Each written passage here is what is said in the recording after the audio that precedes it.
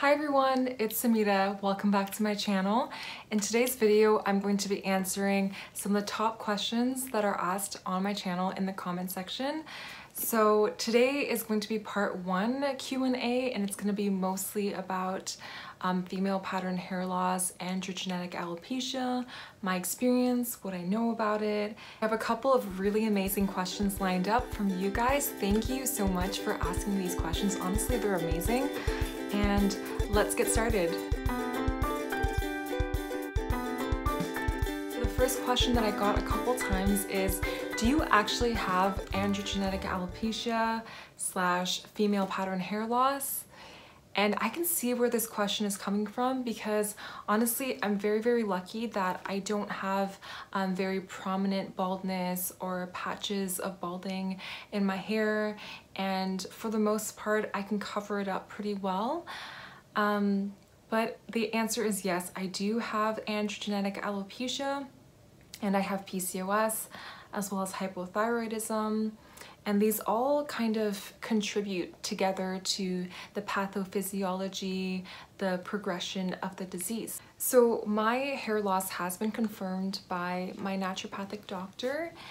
And if I show you pictures from before to now, you could definitely see the difference, and a lot of my family and friends have seen the difference with my hair. It's definitely substantially thinner. I actually found an article which I will link in the description below. It is called Hormonal Therapy in Female Pattern Hair Loss. This article actually does a really good job of explaining how androgenetic alopecia actually occurs and how it's not just about androgens. So I'm just going to read a little bit of it, okay? Despite the name androgenetic alopecia, the exact role of hormones is uncertain. Hyperandrogenism, which is androgen excess, high levels of androgens in the blood, cannot be the only pathophysiological mechanism for female pattern hair loss because the majority of women with female pattern hair loss don't have abnormal androgen levels, nor do they demonstrate signs or symptoms of androgen excess, other than, of course, the hair loss itself. Now, this is really interesting because if we can't detect any androgen excess in these women with female pattern hair loss, then what is causing it, right? Well, of course, part of it has to do with the local concentrations of androgens in the scalp. This may still be increased, but we may not be able to see this in the blood. But the other thing is we have to look at the other hormones involved. And so I'm just going to put up the diagram that was in this article, which shows androgen biosynthesis. And you can see pretty clearly in this diagram that DHEA, which I've talked about before, and androstenedione both get converted into androstenedione and testosterone, which via 5-alpha reductase, that enzyme, it gets turned into DHT. Now, DHT is that very potent androgen that does really well in terms of binding to androgen receptors in the scalp. For women especially, there tends to be a lot more aromatase in the scalp compared to men. And what aromatase does is it's an enzyme that turns these androgens into estrogens. And we know that estrogens are actually very protective when it comes to hair growth. We know that estrogen is protective for hair loss because we see that when estrogen levels fall, such as in menopause and postpartum, then a woman is more likely to lose hair. In terms of mechanisms, we also know that estrogen can help increase sex hormone binding globulin. I've talked about this before. This is a really important globulin that is made by the liver. And what it does is it actually binds excess testosterone so that it doesn't go to the scalp and it doesn't cause binding. It doesn't have the testosterone turn into DHT and then bind to the androgen receptor and then cause miniaturization of the follicle. And furthermore, we know that insulin resistance, which we also know is a very important root cause of androgenetic alopecia as well as PCOS because it drives up androgens, but guess what it also does? It drives down sex hormone binding globulin that is made by the liver. We also have to think about the negative feedback loops that are present, but essentially the hypothalamus in the brain sends hormones, specifically the gonadotropic releasing hormone, down to the pituitary gland to produce luteinizing hormone and follicle stimulating hormones. And these two hormones, in a very complicated number of steps, which is different in men and women, actually produce all of the sex hormones. And so when we have good levels of estradiol and progesterone, we can actually optimize this whole feedback loop so that we're not shuttling our resources into androgen production, but rather shuttling into the female sex hormones, estradiol and progesterone, and having good values of that in different parts of the menstrual cycle. My hair loss is not just because of increased androgens, which I have. I do have higher DHEAS, but the other aspect, of course, is lower thyroid hormone and lower than optimal amounts of estradiol and progesterone. So I did get my estradiol tested on day 2 of my cycle, and I really highly recommend getting your luteinizing hormone, your follicle stimulating hormone, your estradiol, progesterone, prolactin all tested to see how that looks like. I'm actually planning on getting what's called a Dutch test done pretty soon to be able to better characterize how my menstrual cycle looks like.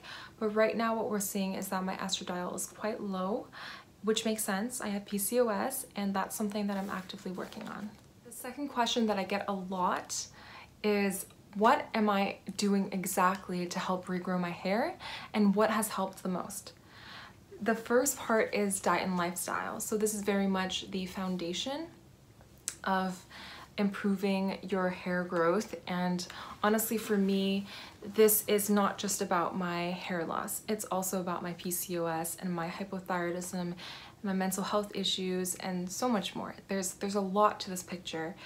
And in terms of my diet and lifestyle, I've talked about this a lot in previous videos.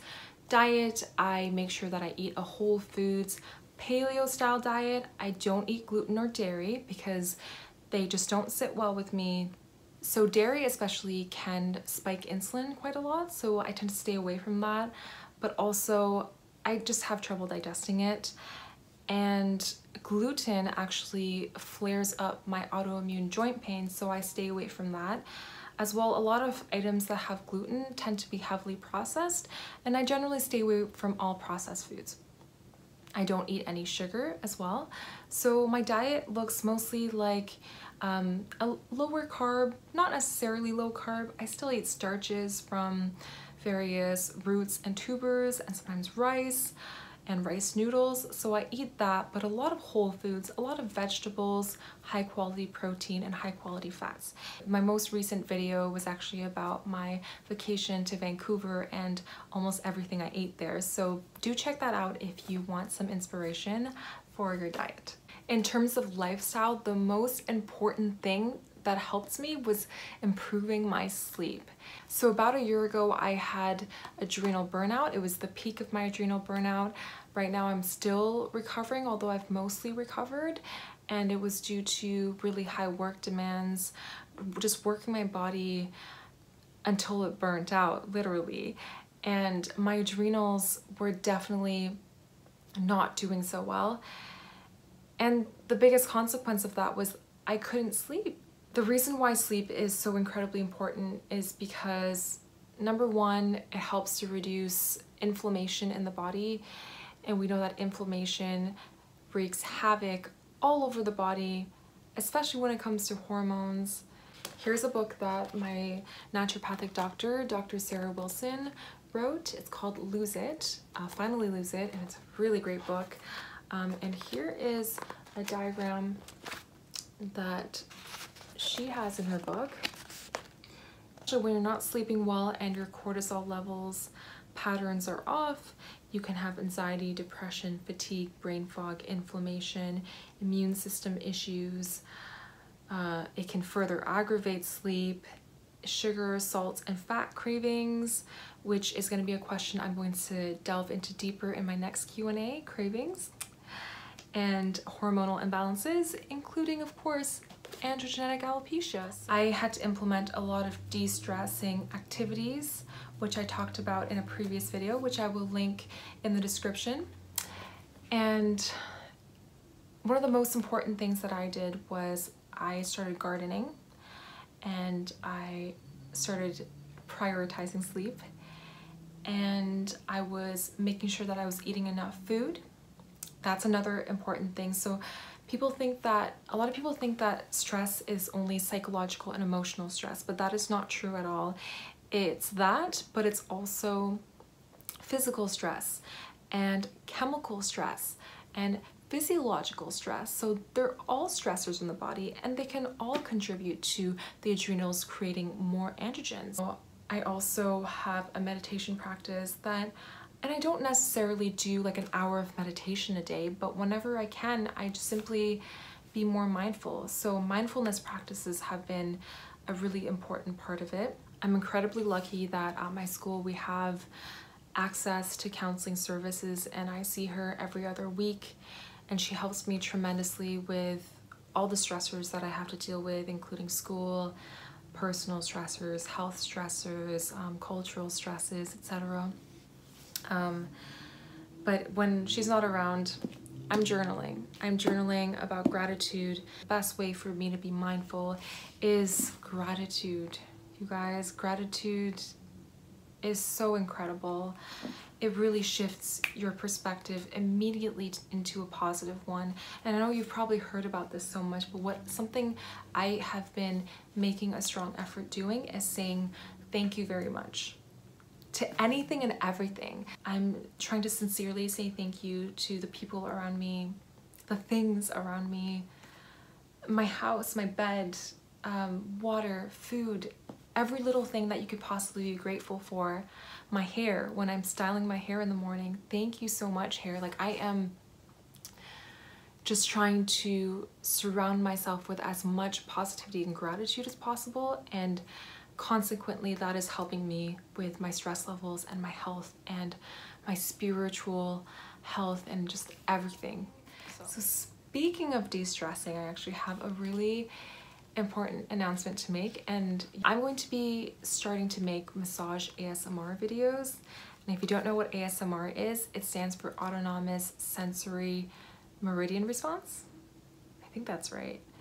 And it's essentially this large name, this large complicated name for tingles. The most amazing ways that I was able to de-stress is watching ASMR videos. And I hope that doesn't make me sound weird, but I am a big believer in them. I think that they can be very beneficial if you do enjoy watching these relaxing videos, and therefore I will be providing relaxing videos for you guys too, to help you de-stress, and hopefully this will help you improve your quality of life and also improve your health conditions, PCOS, female pattern hair loss, etc. So now that we've talked about lifestyle and diet, I want to talk about the supplements that I'm taking. I know you guys are really interested in this. This is inositol, and I take this to help with my PCOS in terms of regulating my cycle. Now, regulating your cycle and getting yourself to ovulate can be one of the most beneficial things for your hair. It's also really helpful for insulin resistance, which we know is one of the major root causes of androgenetic alopecia. So I highly recommend this. I take 4 grams a day. You can either take it just once or divide it into 2 doses, once in the morning, once at night. I also take fish oil, and this fish oil, it's just a Nutraceutical brand. It's pretty affordable compared to the other ones and still very high quality. I take about 2 teaspoons of this a day, and there's a lot of studies on how fish oil can be incredibly beneficial for hormone balance, but also for hair health and skin health. I also take vitamin D3, which has been shown in a lot of studies to help with hair loss as well. In fact, in one of the studies, diagnosis and treatment of female pattern hair loss, which I will also link in the description below, essentially it recommends that any woman with female pattern hair loss should get the following tests ordered: serum ferritin, which is iron levels, thyroid stimulating hormone. I would also add the entire thyroid hormone panel, which I have a video about, and I will link that as well. And vitamin D3, which I just said, as well as serum zinc levels. So I had my vitamin D tested, and I had a level of 86 nanomoles per liter, which isn't good. It needs to be at 150 nanomoles per liter. That's the optimal level. Even though 86 is within the normal range, the optimal level would be 150 for optimal hormone health. So I'm actually taking 5 drops of this, and 1 drop is 1000 IU. Before taking a level more than 1000, honestly, do get your testing done and get a prescription from a doctor. As soon as I wake up, or before breakfast really, I take a capsule of, or I guess a tablet of Vitex. And Vitex is one of the most amazing plants ever. I actually have a little Vitex tree that I got from the garden at school, and it's such a lovely, Vitex is such a beautiful tree with such a beautiful scent. I love it so much. The great thing about Vitex is it's actually helping my hypothalamic pituitary ovary axis.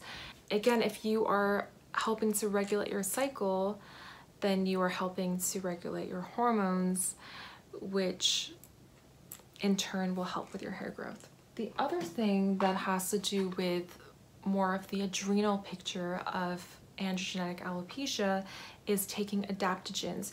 Now, I did say that the main things I'm doing is sleep and de-stressing activities, but for someone like me, you know, I'm in naturopathic medical school, and it is stressful. And as well as my past history with adrenal burnout, I'm making sure to take my adaptogens. And right now what I'm taking is Siberian ginseng. And so I'm taking 1 to 2 capsules of this a day. And herbs you want to generally take between meals, whereas the vitamins and minerals you want to take with meals. And when I need it, I'm also taking this black currant gemotherapy, and I'm taking about 50 drops once or twice a day, and this is also just to help with adrenal support. In terms of adaptogens, what they do is help you adapt to stresses, and overall it helps to reduce your cortisol levels. It can also help you a lot with sleep, which in turn helps with the entire the hormone cascade, right? The third part of the answer is what I do topically onto my hair. I talked about it previously with the concoction that I made with rosemary essential oil, cedar essential oil, and I think something else, as well as castor oil. They've all been shown to help with hair growth, and rosemary oil has been shown to reduce 5-alpha reductase activity, which converts testosterone into DHT.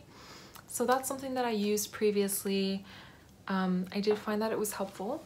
Yes, but it's more of, I would say it's more of a short-term kind of like topical band-aid solution versus the lifestyle and the supplements are more long-term effects, I would say. But right now what I'm using and what I've been experimenting with is this little product. It's called Help My Hair Serum, and it's by Bear Hug Naturals, which is a small business.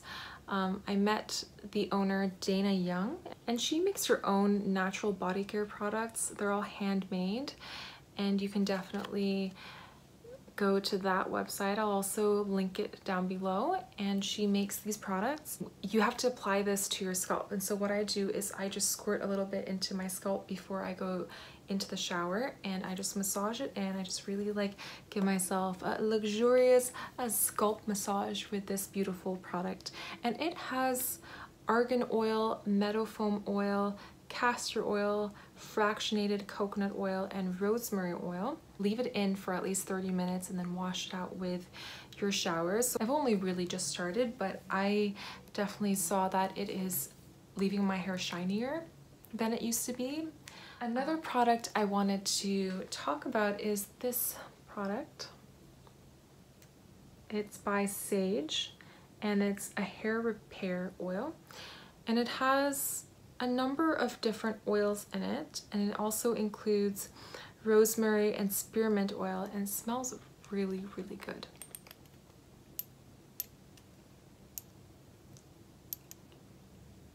And so I just use like a drop or two, put it into my palm, and distribute it into my hair when it's wet or even when it's dry.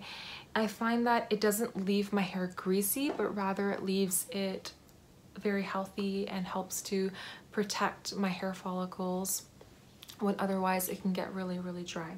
I make sure that I use a shampoo and conditioner that doesn't have any toxic chemicals in it, or at least I minimize the amount of toxic chemicals that are in it. And so what I've been using for the longest time are the Live Clean shampoo and conditioner. And you know, you can get these from Costco. I get these from Costco and they last me forever. And I wash my hair not as frequently as I used to. I wash it about twice a week.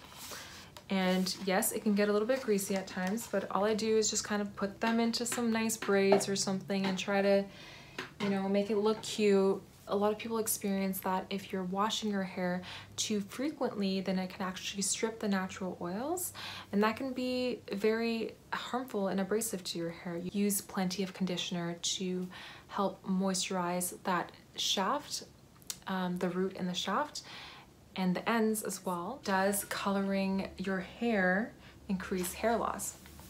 So the person who commented this, she was thinking of doing a balayage, and as you may have seen in my previous videos, I did a balayage for my hair and I really liked it. I made sure that I wasn't coloring the roots because I didn't want to damage the root of the hair. I wanted to kind of keep it to sort of here and below, and so for me, I didn't really see an issue there. I would also recommend maybe checking out henna. So henna has been used all around the world, and someone commented actually that it can be very helpful in keeping that hair follicle nice and moisturized, and it will also improve the thickness, the thick appearance of the hair. I've also tried henna in the past, and I agree, especially if you get a high quality henna, it can definitely make your hair look fuller. So that could be something that you can try. Does going bald help? Now, I love this question because honestly, as a baby and a child, I had my hair shaved bald multiple times. Most of my baby pictures, I don't have any hair because I think that it's just this like wives' tale that is passed down that if you shave a baby's hair, then it will grow back fuller. From the bit of research that I did, and it's not like placebo-controlled research or anything, it's just anecdotal evidence, I think for the most part, shows that going bald doesn't really help. And think about it, there's a lot of men out there with male pattern hair loss who are shaving their heads and it's not necessarily growing back. So I mean, not growing back nice and full or anything, so I wouldn't risk it. I would say the only reason why you might shave your head is if you enjoy that hairstyle, and I have seen a lot of women who look amazing and totally rock that hairstyle. So if you want to do it, go for it. But if it's for promoting hair loss, promoting hair growth, I would maybe stay away from that. Next question is, has your hair stopped falling? And if so, how long did it take since you started on your journey? It started when I started seeing my naturopathic doctor, and that was back in, I think that was November 2017 actually. So it's been a little while. It's been almost 2 years since I started, and the main reason why I went to see her was actually to, number one, regulate my cycle, and number two, to get my hair growing nice again. I can definitely say that my hair has stopped falling as much as it used to.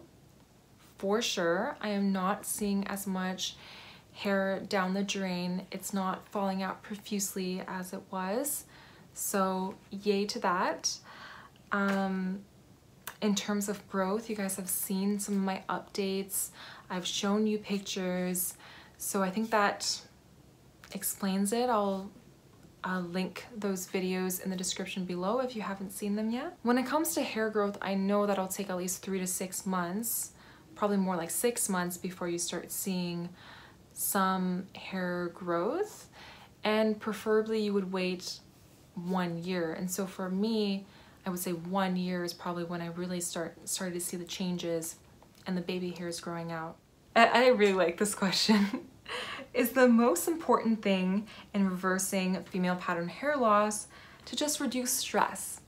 And I got this question I think like 2 or 3 times, and I would say hell yes. Like I said, it's stress from all these different angles. It's physical stress, chemical stress from food and from environmental pollutants, from BPA, from pollution. It is physiological stress, whether it's, you know, like high insulin levels, high blood sugar, high levels of inflammation. It is psychological, emotional stress from the mind. All of that definitely contributes to most chronic conditions, and especially hormonal conditions such as androgenetic alopecia and PCOS. So I would say yes, de-stressing, reducing all these different forms of stress, really characterizing and writing down like where are my major stress sources coming from. So really looking at where your stressors are coming from and trying your best to minimize them, and using things like adaptogens and various stress reducing activities to help improve all of that. So again, I really hope you enjoyed this video and this answered many of your questions. I'm going to have a part 2 very soon about regarding many other questions that you've asked, including how do you control your cravings, more questions about PCOS, etc. So do be on the lookout for that and for my ASMR massage videos. Thank you so much for watching. I love you all so much, and I'll see you in the next video.